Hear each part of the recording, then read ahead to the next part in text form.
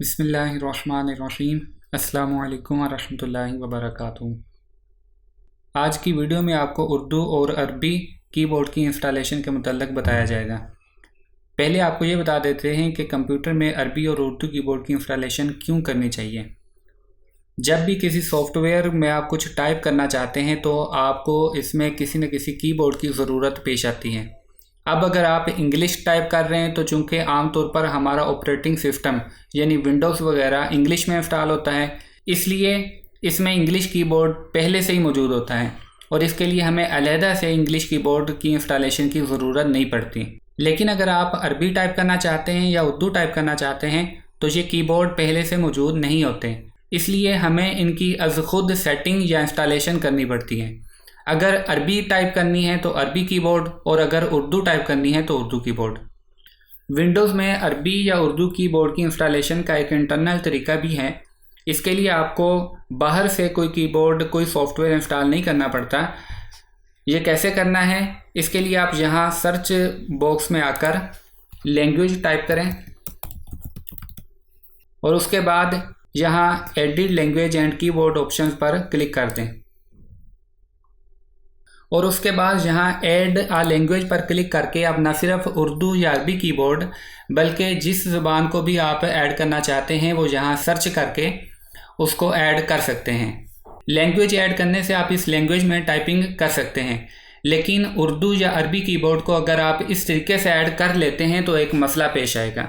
वो मसला क्या है, देखें, हम आम तौर पर फोनेटिक कीबोर्ड को इस्तेमाल करने के आदी होते हैं। इसमें ये होता है कि जब हम कीबोर्ड से इंग्लिश का कोई बटन प्रेस करते हैं तो इस हरफ के साउंड के मुताबिक अरबी या उर्दू का हरफ लिखा जाता है। मसलन आप अरबी कीबोर्ड करके कीबोर्ड से के का बटन प्रेस करते हैं तो काफ लिखा जाएगा, बी प्रेस करते हैं तो बा लिखा जाएगा, एफ प्रेस करते हैं तो फा लिखा जाएगा। अब मसला ये आता है कि जब आप विंडोज़ का इंटरनल कीबोर्ड यूज़ करते हैं तो इसमें हरूफ की तरतीब कुछ और होती है। ए से अलिफ के बजाय सीन आएगा, एफ़ से फ़ा के बजाय अलिफ आएगा। इसी तरह और कीज़ का मामला है। अगर आप चाहते हैं कि इंग्लिश अल्फाज के साउंड के मुताबिक अरबी और उर्दू हरूफ आने चाहिए तो उसके लिए आपने ये वाली सेटिंग नहीं करनी जो अभी बताई है, बल्कि अपने सिस्टम में एक छोटा सा सॉफ्टवेयर इंस्टॉल करना है।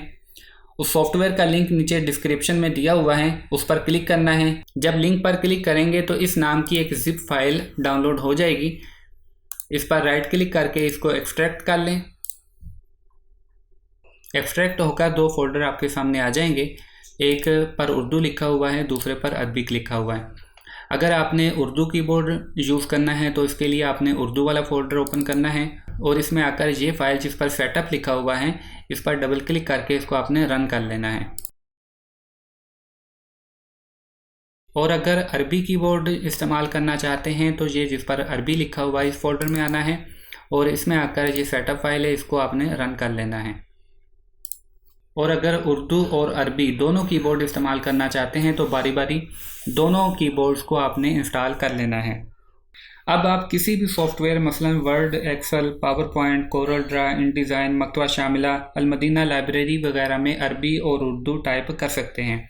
बस करना आपने ये है कि अगर अरबी टाइप करनी है तो जहाँ ENG लिखा हुआ है जहाँ आकर इस पर क्लिक करें तो आपके सिस्टम में जो कीबोर्ड इंस्टॉल है उनकी एक लिस्ट ओपन हो जाएगी। तो उसमें आपने अरबी को सिलेक्ट कर लेना है और उसके बाद आप कहीं भी लिखना शुरू करेंगे तो अरबी लिखी जाएगी। और अगर आपने उर्दू टाइप करनी है तो यहाँ से आकर आपने उर्दू को सिलेक्ट कर लेना है और फिर उर्दू को टाइप कर सकते हैं। इसकी शॉर्टकट की आल्टर शिफ्ट है। आप जितनी बार आल्टर शिफ्ट का बटन दबाते रहेंगे तो एक कीबोर्ड से दूसरे कीबोर्ड में मूव होते रहेंगे। ये देखें। तो आप सब दोस्त भी अपने सिस्टम में उर्दू और अरबी कीबोर्ड को इंस्टॉल कर लीजिए। इंशाल्लाह इसे अगली वीडियो में आपको अलमदीना लाइब्रेरी को अपडेट करने का तरीका बताया जाएगा।